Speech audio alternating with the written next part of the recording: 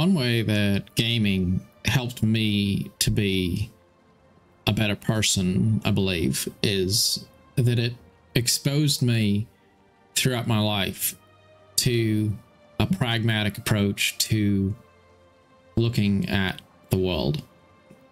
And as an example, if you play most games that are focused on World War II, you get to pick a side. You might pick the communists, you might pick the Americans, you might pick the Germans, and in a sense, they all have something to offer and they all have some sort of a weakness. And there's a sense of admiring the cultures which created the unique perspectives that manifest there. You can't really be too hateful toward any one group when you're picking a faction in a video game, because you understand that you're not endorsing everything that that faction historically stood for necessarily. You're just saying it's cool right now, and it doesn't matter whether it's a Soviet ship you're playing or an American one or a German one. You're all playing the best parts of what made them have an amazing place in history. Maybe you're playing a game like Age of Empires and you're picking the Germans or the British or the Babylonians or something, and it doesn't really matter what their stains on history might have been.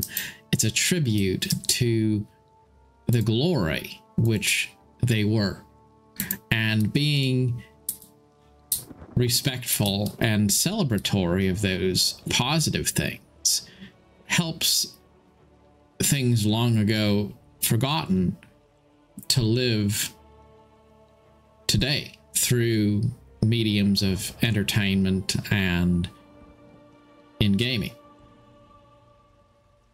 Being exposed to these unique ideas of many cultures all blended together, whether it's fantasy themes or different factions in real world nations, helped me to not only have a sense of understanding of those things to some degree, a sense of knowing what those national identities and philosophical tropes were all about, but also gave me a sense that they all really went together quite well.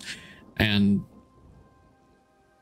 it's not really to say that there's not bad things about all of them, but we don't need to let those bad things become a reason not to celebrate the good things.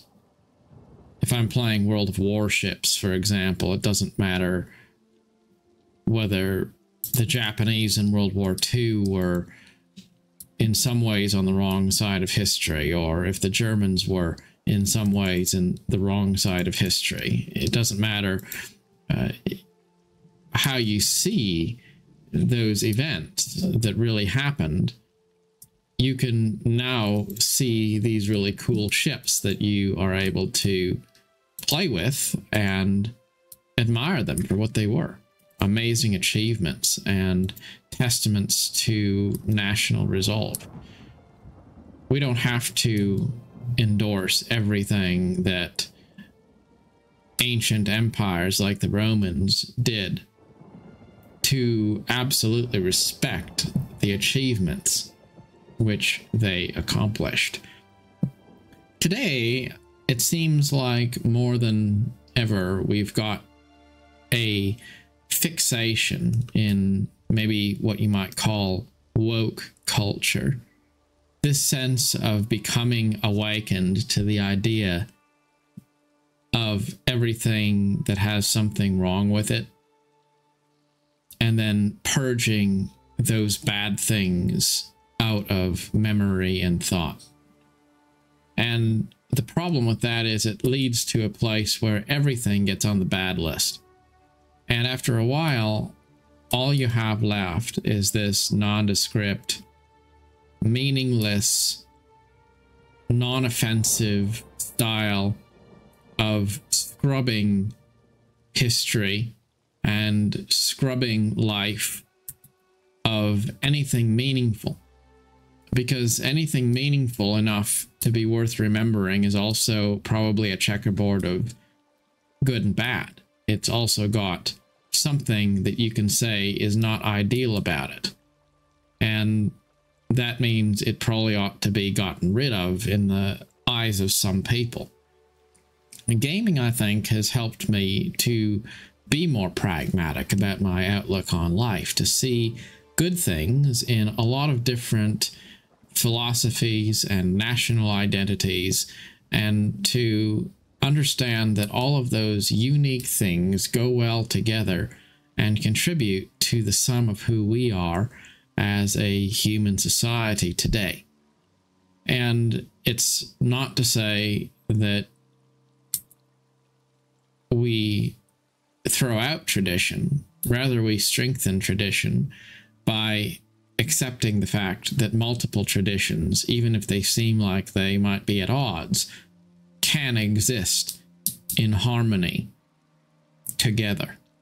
It's kind of like the topic I've talked about before about what games do I want to play? How many different games can I play and juggle?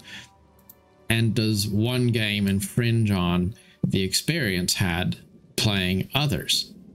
And the realization I've come to is that it really doesn't, because the purpose is to be inspired and entertained and to experience a positive, well, to have a positive experience while gaming. So it doesn't really matter what games we play to achieve that goal. You can be inspired by any of them or all of them in alternating form. It doesn't really matter. And realizing that, then you can say, well, here's some good things about this particular title. That's why I like to play it. And then here's something good about something totally different.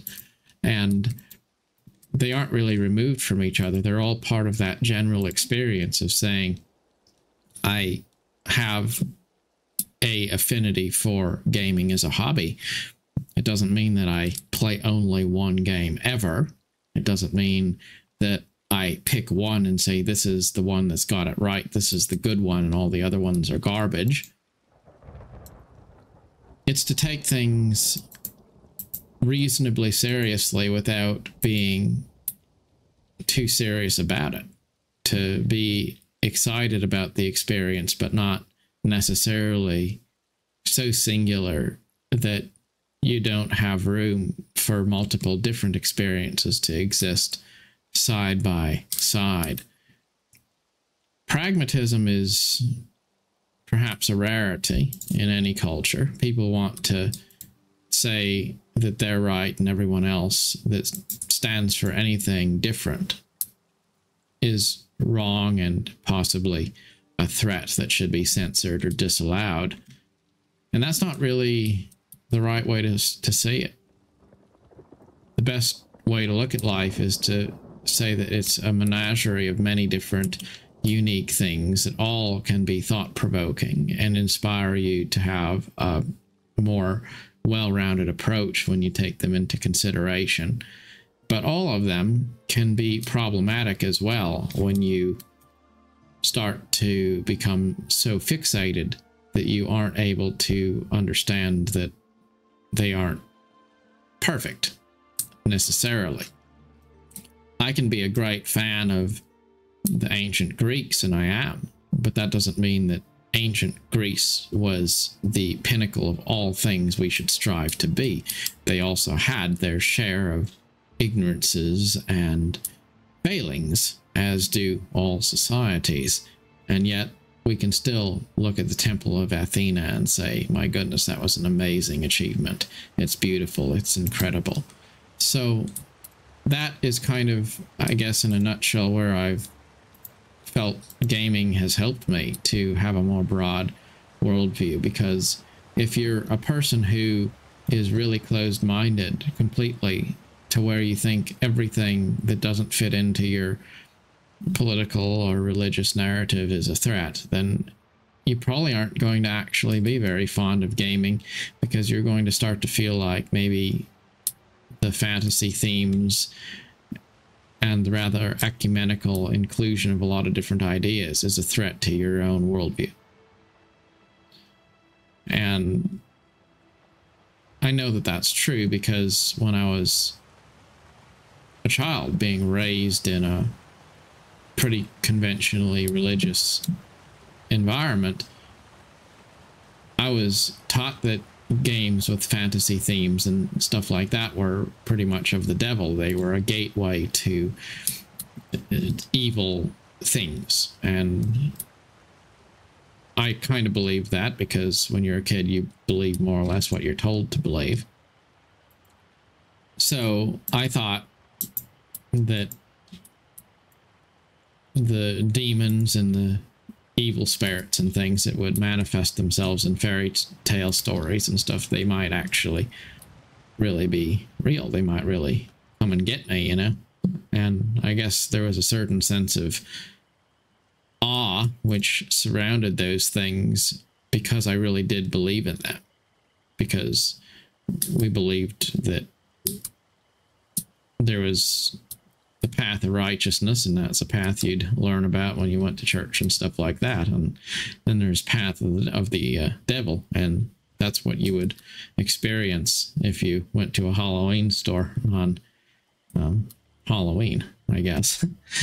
In any case, being more open-minded to all of the different things in gaming really has broadened my perspective in life, without me even particularly giving it a lot of thought or trying to make it be so.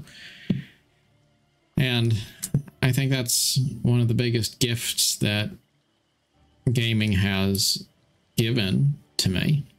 I also think it's one of the reasons why I continue to enjoy gaming, because it gives you an opportunity to broaden your perspectives and see things and experience new worlds and ideas in a way that is inclusive of a lot of different things. And you don't have to water the experience down to have a complete experience, and also have a lot of different experiences. And the problem I have with a more traditional approach to philosophy and religion and politics and things is that as soon as you start to say, well, here's something that's good, then there's going to be that push to say that has to be the only thing that you're committed to. That's the only thing you can believe. So if I go to church and say, well, the tradition there is beautiful and the hymns are beautiful and I love the music and I love a lot of the teachings of the Bible, then someone's going to say, well, but do you believe all of them? And if you don't believe all of them and you don't believe them the way we tell you to believe them, then you're going to hell. So, okay, then I guess that's not really going to work. It's kind of like if you were a fan of the Roman Empire and you start to say, well, the temples they built were amazing and some of the ancient deities were cool, and the military discipline and the regiments of the legions and stuff like that is really cool. And then somebody said, yes, but if you want to be a fan of ancient Rome, you're going to have to believe 100% in the doctrines and the teachings of ancient Rome, and you're going to have to be on board with everything that Rome did. Well, okay, well, now I guess you've kind of ruined that for me, because I'm not saying that we need to go sacrifice Christians to the lions and get everyone together to watch gladiator fights in the public square. You know, I'm not saying that. I'm just saying I like their temples, and I liked a lot of the things that they talked about and thought about, and a lot of their achievements in government and stuff. I liked that. I'm not saying that I liked everything they did and I want to be 100% sold on it all. So the problem with traditional philosophy is that it tends to try to tell people they have to believe 100% in something. And I don't necessarily believe 100% in it, but I do 100% think that a lot of things have merit and are worthy of being considered and being celebrated for the good that they are. gaming is a safe space. It allows us to explore ideas without being necessarily entirely defined by them. And it doesn't seem like a very important thing, but really, if you think about it, it is a quite important thing. So interestingly, something that's not serious at all can be a really good way to explore serious things as well. Things which potentially divide us in society and things like that can, in fact, bring us together and give us amazing things to talk about and to meditate on if we are inclusive of all of those things. To understand you can both have passionate love of things in their traditional form while also being pragmatic enough to not expect them to be 100% adopted in a totalitarian way.